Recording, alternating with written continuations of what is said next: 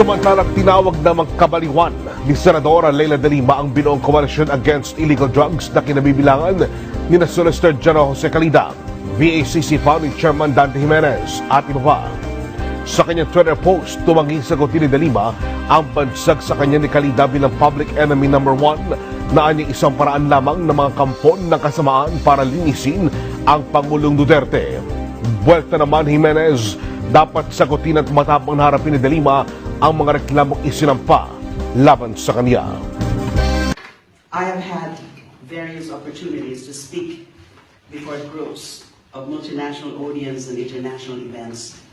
First as chairperson of the Philippine Commission on Human Rights, and thereafter as Secretary of the Department of Justice or Minister of Justice. This occasion, though, bears a great and unique significance to me, both professionally and personally. Not only because this is the very first time that I will be delivering a formal speech on global platform as an elected public official, but also because of the current state of the country and of the people I am here to represent. If before I came to offer answers, now for better or for worse, I come with questions and points for self-reflection about what the future holds for my country, the Philippines. To be completely honest, I am representing a country and a people whose true complexity and indefinability I'm only beginning to truly understand. Whereas I used to stand before international stakeholders assuring them that all is well, or at least everything is being done to make sure that all will be well on the human rights front in the Philippines, I myself am one of those who are today looking for similar reassurances. Whereas I used to think that we Filipinos have long learned our lessons about the folly of falling for authoritarian rule under a charismatic and dangerous cult-like leader, I myself am not so sure why we are in this situation once again. 2016 or 2016 will be remembered as a year of, shall we say, interesting turns of events, although interesting seems to be an understatement. This time last year, I had a clear vision of the Republic and of the Filipino people that I was seeking to serve. A people that valued justice and humanity, independence, democracy, and the rule of law, truth, justice, freedom, love, equality, and peace. And our country seemed well on its way to realizing these aspirations and ideals as embodied in the preamble to our Constitution. Never could I have foreseen the extent to which the very phase and values of my country and my people could have changed in just 12 months, nor the disturbing direction we seem to be hurtling towards from here on. In May of this year, 16 million Filipinos elected a self-confessed serial killer as president. The same candidate who, while on the campaign trail, told a rape joke about an Australian missionary who was raped and killed in the city where he was then serving as mayor, cursed the Pope for having caused traffic jams during his papal visit, evaded questions about the source of his alleged undeclared wealth amounting to billions of pesos, and basically promised to employ summary killings as a policy to curtail criminality. In the last 5 months, he has proven through his blood-soaked promise, at least to the extent that by the Philippine National Police's own statistics, we have now recorded a total of more than 6,095 deaths in connection with the Duterte administration's war on drugs, which is turning out to be more of a war on the poor, while big-time drug lords have thus far been mostly allowed to evade justice. He has also allowed the former dictator, Ferdinand Marcos, to be buried as a hero. The same dictator whose 20-year regime which was as corrupt as it was bloody, from similar acts of summary execution, torture, enforced disappearances, and various other forms of human rights abuses and political oppression, is the very raison d'etre for the drafting of the 1987 Constitution, which sought to ensure that similar abuses and heinousness will never again find space within the annals of Philippine history. In one fell swoop, the current president obscured the rejection of such dictatorial regime by allowing a plunderer and a killer to be given a hero's burial.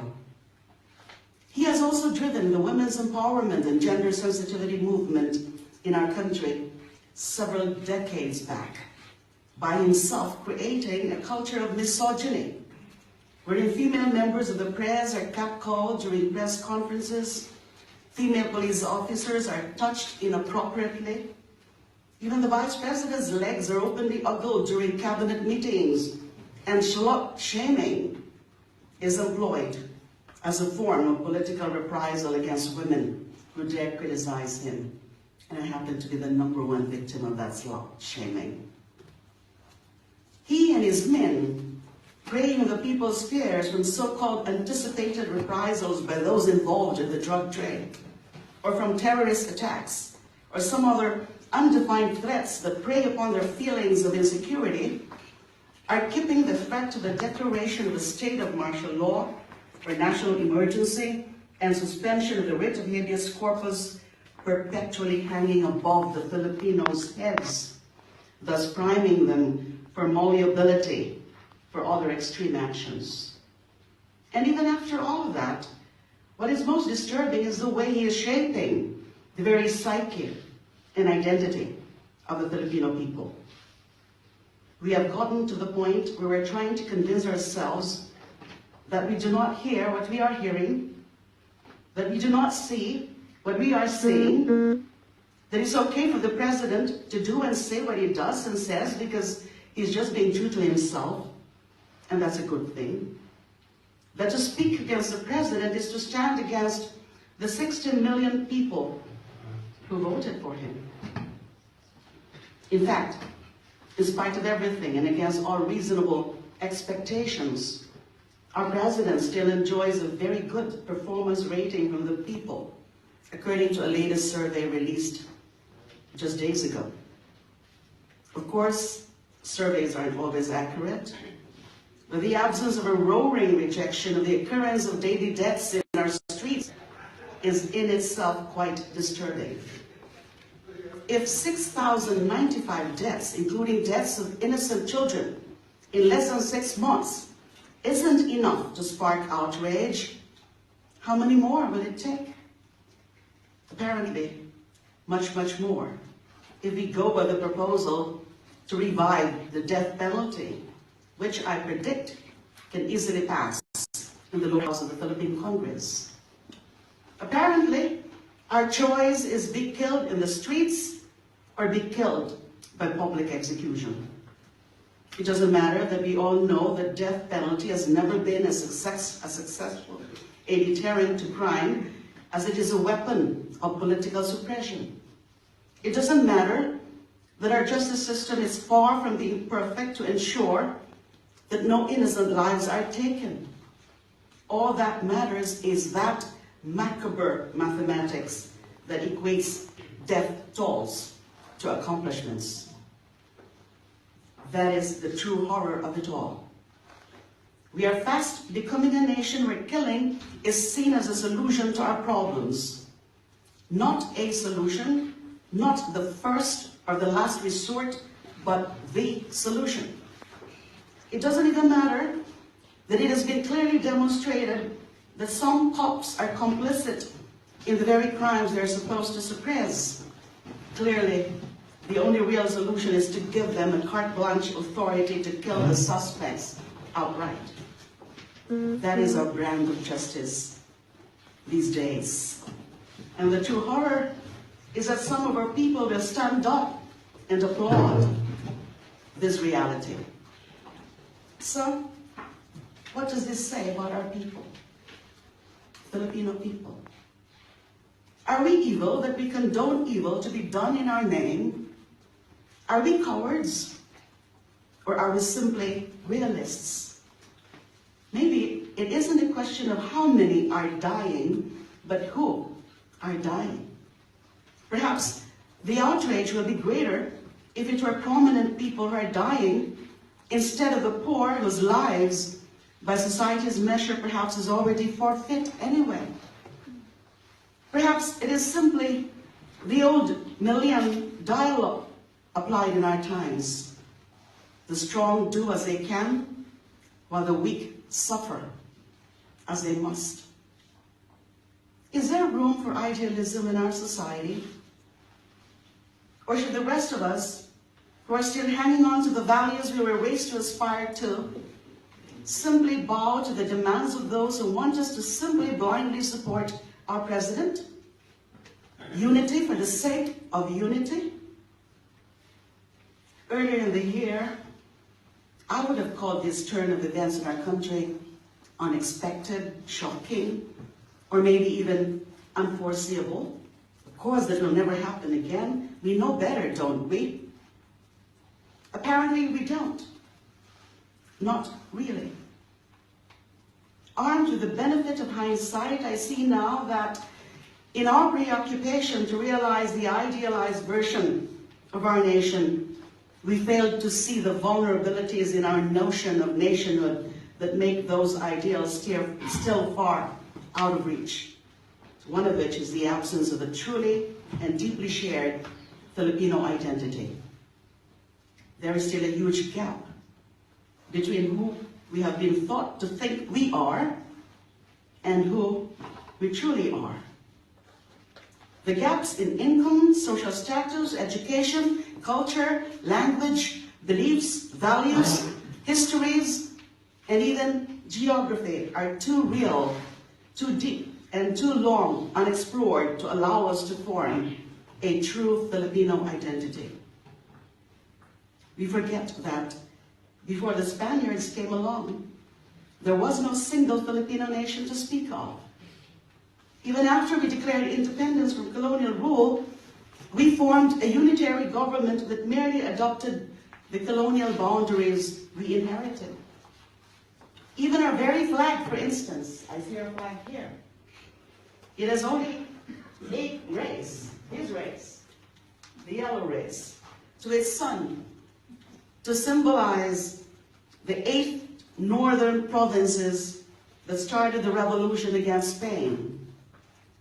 Whether we intend it or not, it sends the message that a long-standing resistance to colonial rule in other areas, especially in the South, in Mindanao, for example, do not mean as much. Several weeks ago, for instance, when the Marcos burial became an issue, it turned out to be more divisive than anticipated. While there were people who came out to oppose it, there were also those who were very vocal in their support for it. That was baffling to us. How can we reconcile our political history with this act of honoring the one man who single-handedly brought on the darkest period of our post-colonial history? We thought that perhaps it was a failure on our part to teach history properly and effectively. But now I realize that it may not just be about forgotten histories, but altogether neglected ones. By failing to account for the flip side of history, the experiences of those who remained loyal to the dictator, who never personally suffered during martial law, but saw it as a time of prosperity, thus enabling them to look back to it with nostalgia rather than trauma, we allowed misconceptions and feelings of marginalization to germinate. I say it isn't so much of a problem of the fading of scars, but of a wound that never completely healed in the first place. Peoples and interests were bound to be overlooked if we never took the time to consciously seek, develop, and integrate them into the Filipino identity. That's why we still have indigenous peoples fighting for recognition of their rights areas like the Bangsamoro, where the fight for freedom has never waned, and feelings of oppression by the so-called Imperial Manila. That is why, even as people are dying, people are much too accepting of the injustice rather than fighting to correct it. There, I believe, lies the answer as to why authoritarian leaders who excel at manipulation can find the gaps that allow them to sink their claws into our nation and rip us apart from the inside. They have been able to prey on our fears and self-interest in order to divide and conquer us. The harder we try to gloss over these differences or insist that they do not exist, the more weapon we give to the next person who promises to deliver them their validation at whatever cost. They prey on our feelings of marginalization and victimization and offer themselves up as the agents of change and champions of our cause. For as long as we see one another as others, we will never trust that we truly have each other's interests in mind, and we will always look for the person who will fight for us, even if that person employs means that we would otherwise have found unacceptable, such as the current situation in the Philippines today, the daily killings. That, therefore, is a challenge that we Filipinos face in 2017, and the years after. We must find who we are as one people. We must define the identity of the Filipino. To know who we are is to trust who we are. To know our identity is to recognize it in others. To recognize it in others is to feel revulsion when their lives are taken. This is critical to our future, not the least because there are proposals to convert our unitary government to a federal one, among other proposed constitutional amendments. And just like the death penalty, that is something that our national leadership would really want to be achieved.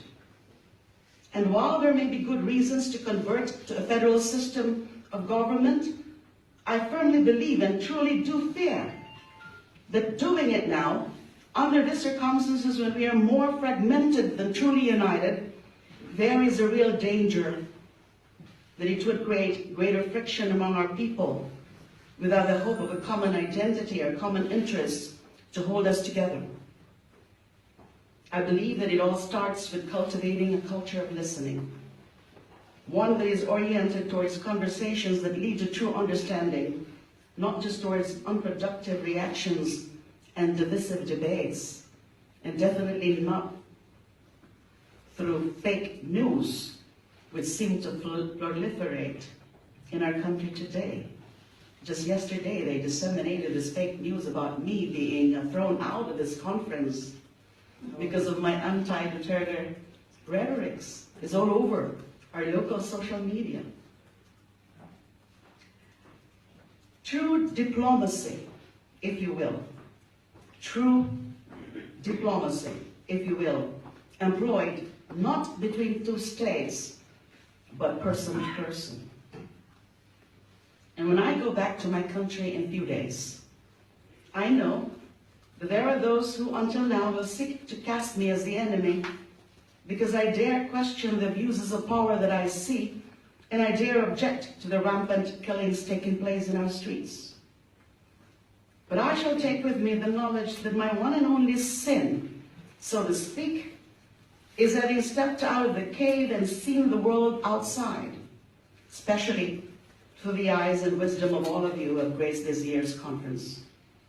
Having done so, I go back home, conscious of my duty to help the prisoners still trapped in the cave, to make them see the chains that bind them for what they are, to help them free themselves of those chains, and to finally step outside the cave and see the beauty, freedom, and opportunities that the real world has to offer. For a person who lives a hard, fulfilling life outside the cave, is still more fortunate than the prisoner who wastes his life chained inside, believing in the tricks of light and shadows, while waiting in line for their turn under the butcher's knife. As I come to the close of my humble contribution to this conference, I would make clear that I am not an academic, I am not an expert, I am but a public servant and a human rights advocate who herself has felt the claws of political persecution in retaliation for standing up against the most powerful official in our country. At a time and under circumstances when our very identity and moral values as a people is in question, and when I myself do not know what the future holds for me and other human rights defenders in our country, I lament that I cannot offer categorical answers or endorsements for completely foolproof and dictator-proof practices to promote and uphold human rights, except perhaps to, first and foremost, recognize that it is a never-ending process that requires constant vigilance. While we open our hearts and minds to different views, experiences, fears, and aspirations, we must hold on to our fearless and uncompromising tenacity, never to surrender our humanity. For our humanity is the one thing that can ever truly bind us, the basis for trust, the basis for unity, the very survival of our species. Thank you for your attention.